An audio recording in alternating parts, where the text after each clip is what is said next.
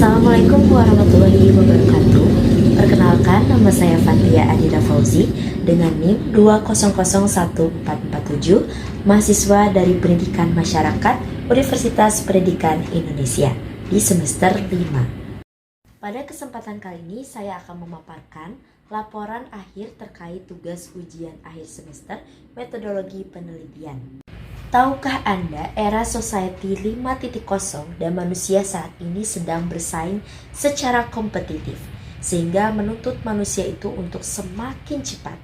Fenomena dari percepatan ini juga tidak lain dapat menghasilkan adanya produktivitas manusia guna melakukan adanya pembaharuan setiap harinya, dan dengan ancaman yang kompetitif ini, antar manusia beragam kegiatan dan ilmu pengetahuan ditempuh demi melewati proses yang bernama bertumbuh.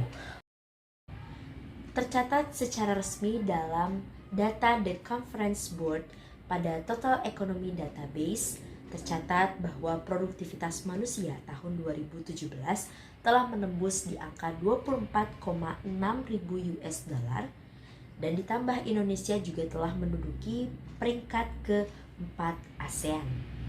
Merupakan gambaran dari karakteristik fenomena hustle culture atau yang dikenal dengan budaya gila kerja. Sebelumnya budaya gila kerja ini sudah ada loh dan sudah dikenal oleh masyarakat luas, tapi dengan nama lain yaitu workaholism dengan ciri-ciri seperti berikut ini.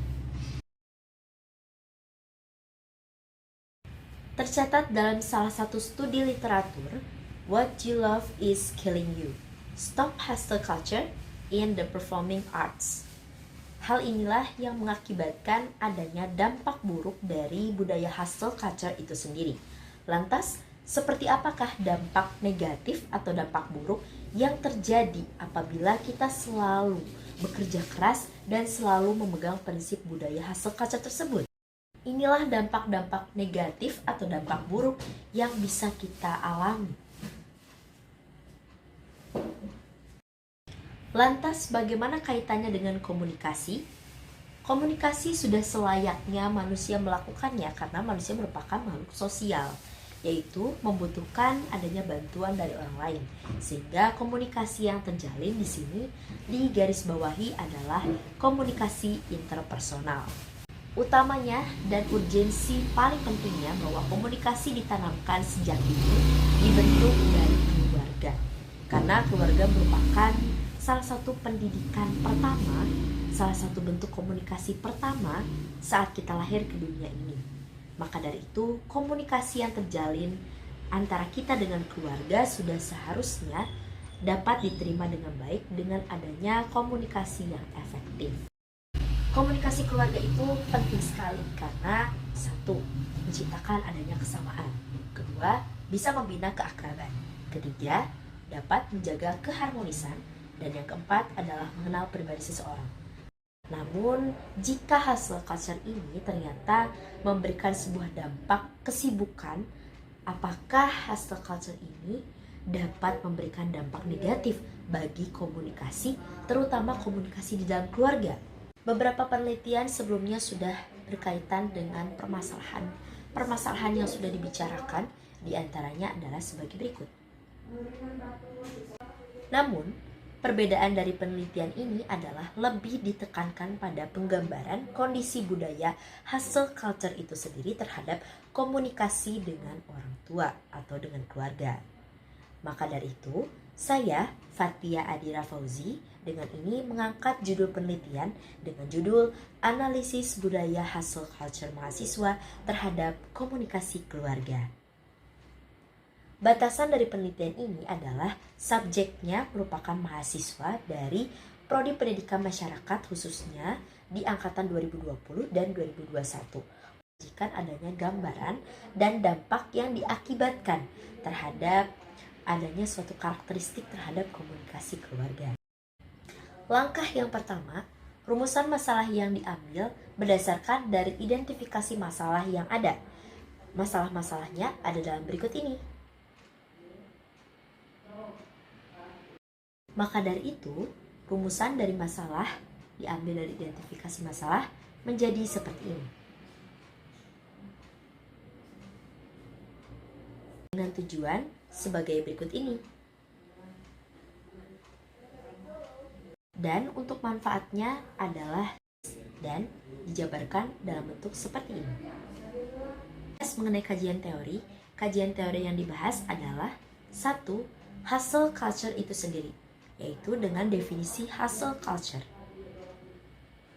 Hustle culture merupakan segala sesuatu yang terobsesi dengan kecepatan dan dilandasi dengan adanya tanggung jawab untuk melakukan segala sesuatunya secara bersamaan. Menurut Honor dalam Setiawan dan kawan-kawan tahun 2021. Adapun yang kedua adalah karakteristik dari hustle culture tersebut, yaitu hustle culture itu senantiasa dilanda stres, kedua tidak selesai dengan pekerjaan, selalu menerima pekerjaan baru lagi meskipun pekerjaan yang pertama belum selesai, lalu sulit untuk membagi waktu dan percaya dirinya semakin rendah. Adapun yang ketiga terkait dengan komunikasi. Komunikasi dibagi menjadi definisinya, bentuk komunikasinya, yang di sini lebih ditekankan pada bentuk komunikasi interpersonal. Lalu dilanjut dengan pendekatan komunikasi interpersonal, lalu dilanjutkan dengan pokok bahasan dari keluarga. Setelah keluarga, baru ada komunikasi keluarga dengan definisinya, pola komunikasi keluarga, saluran dari komunikasi keluarga, dan yang terakhir, efektivitas pada komunikasi keluarga. Penelitian ini juga tentunya tidak terlepas dari adanya metode penelitian. Metode penelitian dibangun dengan 1. Desain penelitian. Desain penelitian yang saya gunakan menggunakan kualitatif deskriptif. Karena menurut Sugiono sendiri, metode ini merupakan metode yang cocok digunakan untuk meneliti kondisi objek yang alamiah. Dengan tentunya mengutamakan informasi dari informan kunci dan menggunakan teknik pengumpulan data triangulasi. Sehingga itulah alasan saya menggunakan metode ini, karena untuk melihat secara langsung masalah menjadi lebih rinci terkait gejala dan dampak yang terjadi jika nantinya mahasiswa memiliki kebiasaan hidup gila kerja yang dapat berdampak pada komunikasi keluarga. Jenis dari pengumpulan data adalah data primer, di mana informasi mengenai perilaku mahasiswa mengalami adanya budaya hustle culture serta dampaknya terhadap komunikasi keluarga. Untuk partisipannya sendiri adalah mahasiswa UPI Fakultas Ilmu Pendidikan tahun 2020 dan 2021, di mana mahasiswa Penmas ini diukur berdasarkan tingkat keaktifan mahasiswa yang telah mengikuti kegiatan tambahan selain dari akademik. Untuk lokasi penelitian adalah pada koridor perpustakaan UPI, ruang baca lab Penmas, kantin VIP UPI, dan media sosial berupa via WA dan video call dari WA. Pengumpulan data ini menggunakan instrumen, yaitu dengan menggunakan kuesioner berupa angket tertutup. Angket tertutup itu digunakan pada tahap pertama untuk bisa menemukan sampel dan jumlah dari angkatan 2020 serta 2021 yang mengalami gejala hustle culture, di mana mereka sibuk dan kesibukannya itu adalah di luar dari akademik. Dan untuk yang kedua adalah wawancara. Wawancara sendiri digunakan 2 kali. Yang pertama wawancara biasa dengan dibuatkan pedoman wawancara dan dilaksanakan untuk bisa mengukur tindak lanjut dari orang-orang yang sudah tersaring pada angket tertutup yang pertama. Untuk yang kedua, pada tahap yang kedua ini dilakukan secara lebih spesifik dan lebih deep atau lebih dalam lagi dengan dinamakan oleh wawancara mendalam, dengan tujuan untuk mendengarkan informasi terkait perilaku, pemikiran, sikap, dan lain sebagainya yang dapat mengindikasikan adanya gejala budaya hustle culture. Terutama, apa sih dampaknya terhadap komunikasi keluarga. Lalu yang ketiga, instrumennya adalah berupa observasi dengan melakukan pedoman observasi.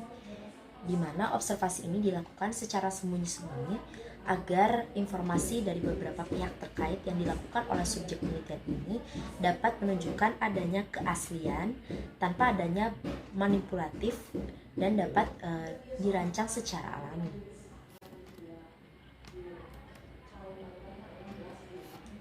Lanjut dengan keabsahan data, yaitu diukur pada uji kredibilitas.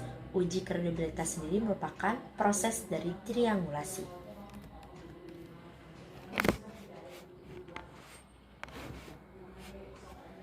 Saya menggunakan teknik triangulasi, triangulasi teknik dan triangulasi waktu.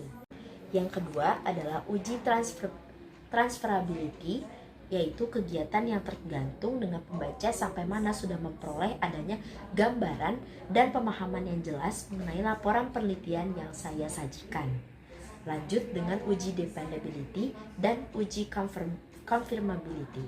Teknik analisis data ini yang pertama ada data reduksi, yaitu mencatat secara rinci. Saya mencatat, merangkum, menegaskan poin-poin pokok mana saja dengan selalu mencari temuan-temuan dan pola penting, serta membuang hal-hal yang tidak perlu atau kurang berrelevan dengan penelitian yang saya ambil.